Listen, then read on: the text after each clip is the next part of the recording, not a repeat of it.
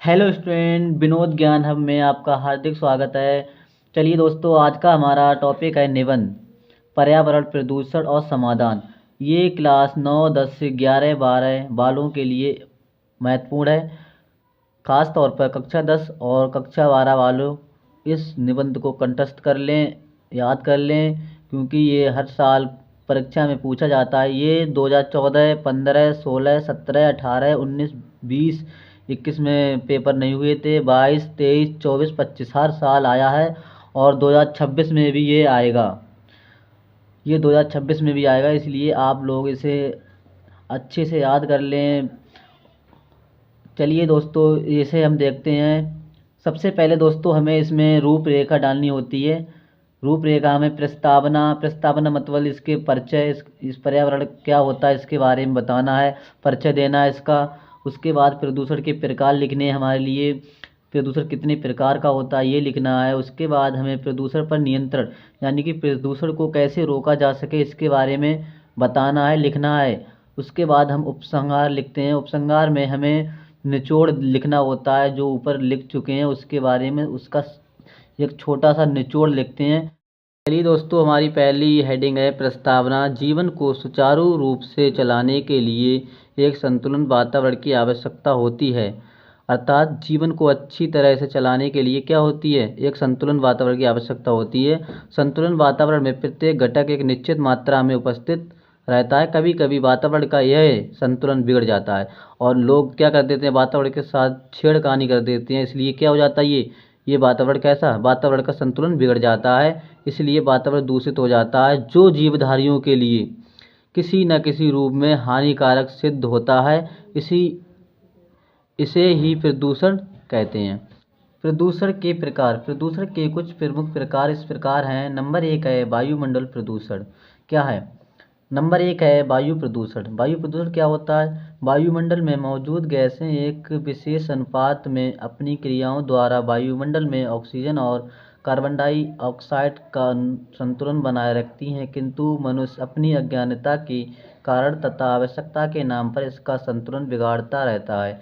अर्थात वायुमंडल में एक जो गैसें होती हैं वो अपने अनुपात में रहती हैं, परंतु मनुष्य क्या है, मनुष्य इनका संतुलन गंदगी फैलाकर अज्ञानतावश इसका संतुलन बिगाड़ देता है। ठीक है, आगे पढ़ते हैं हम। मिलों की चिमनियों से निकलने वाले धुएं के कारण वातावरण में विभिन्न प्रकार की हानिकारक गैसें उत्पन्न और बढ़ती चली जा रही हैं। कोयले और तेल के जलने से सल्फर डाइऑक्साइड गैस उत्पन्न होती है। यह गैस वायुमंडल में पहुंचने पर वायु को प्रदूषित करती है। नंबर 2 है जल प्रदूषण। जल में अनेक प्रकार के खनिज तत्व, कार्बनिक पदार्थ तथा गैसें रहती हैं। यदि जल में इन पदार्थों की मात्रा असंतुलित हो जाती है तो जल प्रदूषित होकर हानिकारक हो जाता है और हम लोग नदियों में मिलों का कचरा, मलमूत्र आदि प्रवाहित करते हैं। इस कारण हमारे देश की अधिकांश नदियों का जल प्रदूषित होता जा रहा है। चलिए दोस्तों, अगली हेडिंग है हमारी मृदा प्रदूषण। मृदा प्रदूषण क्या है? भूमि के भौतिक, रासायनिक या जैविक गुणों में कोई अवांछित परिवर्तन जो मानव और अन्य जीवों को प्रभावित करता है या भूमि की प्राकृतिक गुणवत्ता और उपयोगिता को नष्ट की सतह को खराब करती है, मृदा प्रदूषण कहलाता है।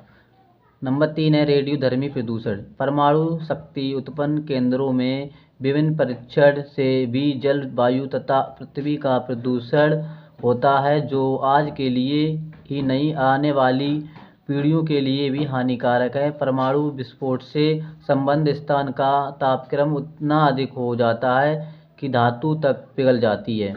नंबर 4 है ध्वनि प्रदूषण। अनेक प्रकार के वाहनों तथा मोटर कार, विमान, ट्रैक्टर आदि तथा लाउडस्पीकर, बाजे, मशीनों से भी प्रदूषण होता है। अधिक ध्वनि से मनुष्य की सुनने की क्षमता कम हो जाती है।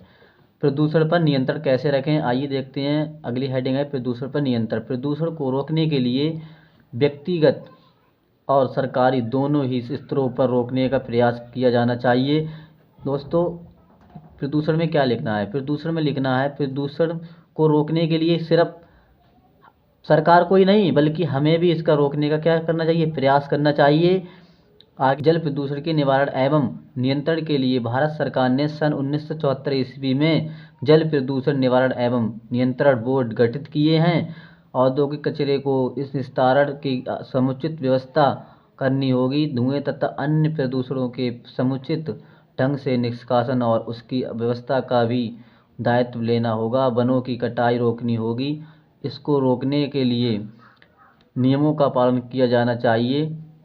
और आगे लिखेंगे, क्या लिखेंगे दोस्तों? उपसंहार। उपसंहार क्या होता है? उपसंहार इस सारे जो हमने अभी तक पढ़ा है उस सभी का निचोड़ उपसंहार होता है। उपसंहार में क्या लिखते हैं? पर्यावरण के प्रति जागरूकता से ही हम भविष्य में और अधिक अच्छा एवं स्वस्थ जीवन जी सकेंगे और आने वाली पीढ़ी को प्रदूषण के अभिशाप से मुक्त कर पाएंगे। अतः सरकार के साथ हम भी यह पालन कर सकते हैं और हम प्रदूषण मुक्त पर्यावरण तैयार करने की दिशा में जागरूक रहें। आई होप दोस्तों आपको ये वीडियो पसंद आई है। दोस्तों ये कक्षा 10 वालों के लिए मोस्ट इम्पोर्टेंट वीडियो थी। आप लोग इसे अपनी कॉपी में नोट भी कर सकते हैं। चलिए नोट कर लीजिए दोस्तों, देखिए। और दूसरा पेज भी दिखा देते हैं हम। दूसरा पेज देख लीजिए दोस्तों, इसे नोट डाउन कर लीजिएगा। देख लीजिए दोस्तों, इस प्रकार से ही आपको लिखना है कॉपी में।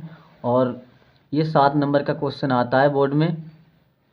अगर आपको ये वीडियो अच्छी लगी हो दोस्तों तो हमारे चैनल को सब्सक्राइब करें, वीडियो को लाइक करें और इसे अधिकतर लोगों के पास शेयर करें। धन्यवाद।